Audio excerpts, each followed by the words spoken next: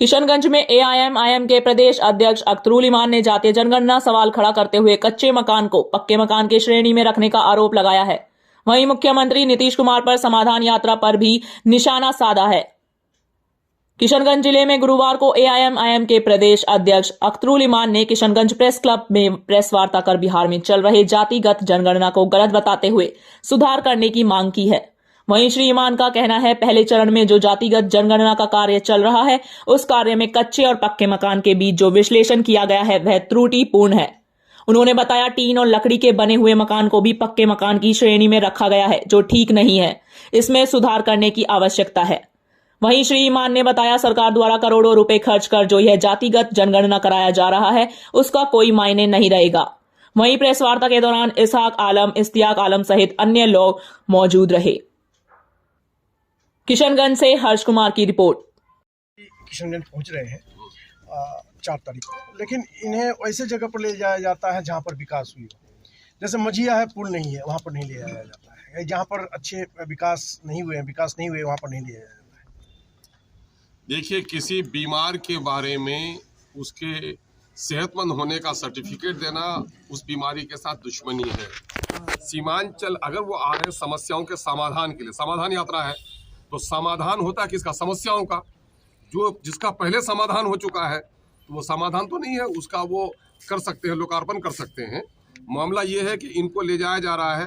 ये अगर जिला प्रशासन ऐसा कर रही है तो मैं समझता हूँ ये दोषी है। वो नहीं, अगर वहीं से निर्देश है कि भाई इसी बहाने में चमकते हुए शहरों को मुझे दिखाना, और जिस तरह से बाहर से अमेरिका का सदर आता है तो गरीबों के झोपड़ियों के सामने में दीवार खड़ी कर देता है मोदी गुजरात के इलाके में, अगर वही काम करना है तो मैं समझता हूं कि अगर हम मोदी जी की वहां आलोचना करते हैं तो ये आलोचना के पात्र हो जाएंगे लोग। मामला ये है कि वो समाधान के लिए आ रहा तो समस्याओं को देखें। जिन चीजों का समाधान हो गया उनके देखना बहुत जरूरी नहीं है। यहाँ 40 किलोमीटर पर पुल नहीं बने हैं मानंदा में, उसको देखें माननीय मुख्यमंत्री जी। बाढ़ आपदा से जो लोग प्रभावित होकर 2500, बल्कि अगर पूरे किशनगंज का और पूर्णिया का आकलन किया जाएगा तो 5000 से ज्यादा लोग विस्थापित हैं, उनको देखे सरकार ने अब तो किया दिया।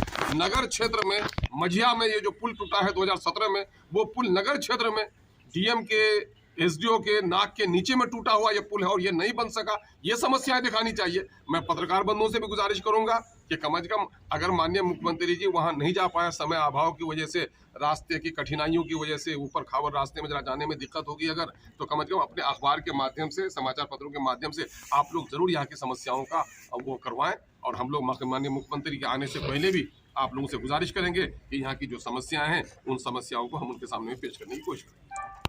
और स्वतंत्र भारत में ये काम नहीं हो सका, 1951 में हुआ भी तो पब्लिश नहीं हो सका। लेकिन इस वक्त केंद्र की सरकार की इच्छा के बरखिलाफ बिहार के मुख्यमंत्री माननीय जनाब नीतीश कुमार साहब ने फैसला लिया है, और सर्वसम्मत फैसला करते उसमें हुआ था, और बाद को कुछ लोग मुकर भी गए, लेकिन हमारी पार्टी समर्थन करती है और हम इसको एक अच्छा काम समझते हैं कि स्वतंत्रता की प्राप्ति के बाद जो है वो देश में पिछड़ों की, अति पिछड़ों की, दलितों की, उसके आबादी के अनुसार, उसके सामाजिक और आर्थिक आधार के अनुसार उसके लिए व्यापक प्रोग्राम नहीं बनाए जा सके। तो बहरहाल जो काम हो रहा है ये अच्छा काम हो रहा है, लेकिन इसमें एक बड़ी त्रुटि है, और जो मैं समझता हूं कि माननीय मुख्यमंत्री जी के मंशा पर पानी फेर देगा कि वो चाह रहे हैं कि दलितों के, पिछड़ों की आर्थिक आकलन भी हो जाए। तो अभी जो भवनों की गिनती हो रही है, मकान का गणना हो रहा है, उसमें कंडिका 8, 6 और 8, 7 में बड़ी त्रुटि रह गई है। त्रुटि ये रह गई है कि वो मकान जो ईंट के गाढ़े उड़े से जरा सा ईंट की दीवार बना दी गई, उस पर एस्बेस्टस या टीन का भी कोई वो हो, शेड हो, तो उसको पक्का मकान लिखा जा रहा है, जो नियमतः गलत है। चूँकि पक्का मकान 2011 में पक्की छत विहीन ईंट की दीवारी वाली मकान को भी कच्चा मकान माना गया है, और खुद बिहार सरकार के और केंद्र सरकार के साझा आपदा नियमावली जो है, उस आपदा नियमावली में ये स्पष्ट कर दिया गया है कि ऐसे मकान जिसके ऊपर पक्की छत नहीं होगा वो कच्चा मकान होगा। लेकिन जब यहाँ आज भवनों की गिनती हो रही है, ऐसे तमाम तर भीख मांगने वाले मजदूर, जिन लोगों ने 2-4 कच्ची पक्की ईंट, जो पक्का मकान के मानक को कहीं से पूरा नहीं करता, उसको पक्का मकान लिखा जा रहा है। तो मैं समझता हूँ कि इस राज्य में बसने वाले जो दलित हैं, जो पिछड़े हैं, जो गरीब लोग हैं, अल्पसंख्यक के लोग हैं, ऐसे लोग जिनका मकान रहने के लायक नहीं है, वो टूट जाती है फिर बनाते हैं, उस मकान को पक्का मकान लिख देना, मैं समझता हूं कि उसके आर्थिक हालत का सही आकलन नहीं होगा।